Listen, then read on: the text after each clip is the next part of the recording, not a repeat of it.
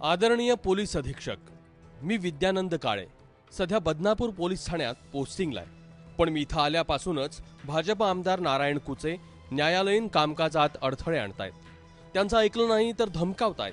त्यांच्या अपमानास्पद वागणुकीच्या सगळ्या क्लिप्स आणि स्टेशन डायरीच्या नोंदी माझ्याकडे आहेत. याआधीही नारायण कुचे यांच्या विरोधात तक्रारी करून काहीही झालं नाही. ही व्यवस्था पोलिसांचं संरक्षण करण्यास कामचोर आणि कुचकामी आहे. त्यामुळं मी माझ्या कुटुंबासह आत्महत्या करण्याचा विचार करतोय. कुचेंविरोधातील सगळे पुरावे मी मुख्यमंत्री आणि पंतप्रधान कार्यालयास पाठवत आहे. पोलीस शिपाई विलास शिंदेंच्या मृत्यूनंतर पोलीस निरीक्षक विद्यानंद काळेंच्या पत्रानं गृह खात्याची लक्तरं काढली आहेत. बदनापूरचे आमदार नारायण कुचे प्रदेशाध्यक्ष रावसाहेब दानवेंच्या जवळचे आहेत. कुचे यांनी अवैधपणे वाळूची वाहतूक करणारा ट्रक सोडण्यासाठी दबाव टाकल्याचा आरोप आहे. इतकंच नव्हे तर एका अपघात प्रकरणातील आरोपीचं नाव बदलण्यासाठीही त्यांनी धमकावलं होतं. या आमदाराची अशा प्रकारे पोलिसांवर अरेरावी करण्याची ही काही पहिली वेळ नाही. यापूर्वी देखील अशाच या आमदाराच्या अट्टहासामुळे एका एसीपीला 10 दिवसाच्या सक्तीच्या रजेवर पाठवलं होतं. तर त्याच पोलीस स्टेशनमधील एका पीआयची बदली देखील या आमदाराच्या अट्टहासापोटी करण्यात आली होती.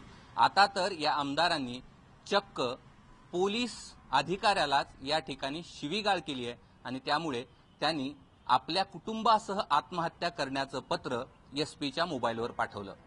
स्टेशन डायरीत या सगळ्या प्रकरणाची नोंद आहे. 2 ऑगस्टला गणेशोत्सवाच्या पार्श्वभूमीवर व्यापाऱ्यांना कलम 68 अंतर्गत गुलाल विकायला पोलिसांनी बंदी केली. व्यापाऱ्यांनी याची तक्रार नारायण कुचेंकडे केली. त्यानंतर कुचेंनी विद्यानंद काळे यांना फोन करून अर्वाच्य शिवीगाळ केली आणि धमक्याही दिल्या. त्यामुळे 3 सप्टेंबरला विद्यानंद काळेंनी एसपींना मेसेज करून आपले फोन बंद केले आणि परिवारासह घर सोडून ते निघून गेले. गेले 3 दिवस जालना पोलीस काळेंचा शोध घेत होते. अखेरास त्यांचा पत्ता सापडला. जर एखादा पीआय जर असा करीत असन आणि पुढे जातीय दंगल निर्माण होण्याची शक्यता असन आणि व्यापाऱ्याला धंदा करूच नाही असं जर बंधन होत असन तर हे नाही. आणि त्यांनी जे आरोप माझ्यावर केले ते आरोप सर्व चुकीचे आहे.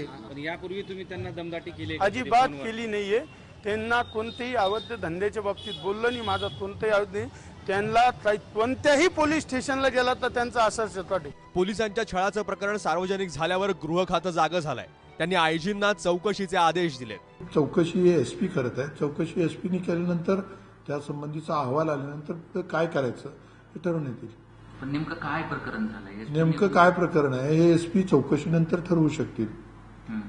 कुठल्या आमदारांनी वगैरे पीआयला शिवीगाळ केली आणि सातत्याने त्याला छळत होते असं त्यांचं म्हणणं आहे. यासंबंधी सर्व बाबींची चौकशी पोलीस अधीक्षक करतील. त्यानंतर अहवाल सादर करण्यात येईल. तुमसरला भाजपा आमदार अवसरेंनी पोलीस कॉन्स्टेबलच्या कानशिलात भडकावली. मुंबईमध्ये दोघांनी पोलीस शिपायाला मारहाण केली, ज्यात विलास शिंदेंचा मृत्यू झाला. आणि आता आमदाराच्या धमकीमुळे पोलीस निरीक्षकच घर सोडून गेले. आता पोलिसांना संरक्षण देण्यासाठी फडणवीसांनी नव्या व्यवस्थेची तयारी करावी म्हणजे झालं. रवी मुंडेसह कृष्णा केंडे, एबीपी माझा, जालना.